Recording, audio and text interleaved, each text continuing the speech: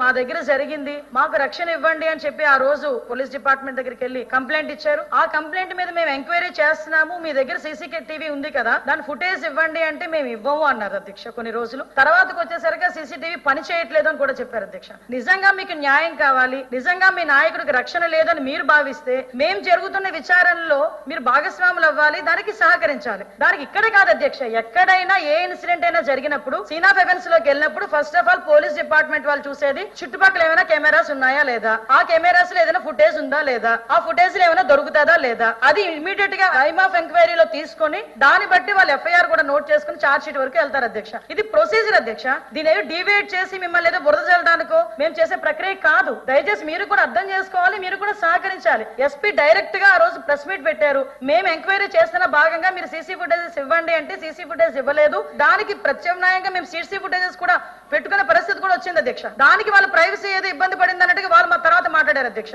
కంపల్సరీగా ఎంక్వైరీలో భాగంగా సీసీ ఫుటేజెస్ ఎవరివైనా విచారణలో భాగంగా పోలీస్ డిపార్ట్మెంట్ అడిగితే ఇచ్చి తీరాల్సిందే, ఇది రూల్ అధ్యక్ష.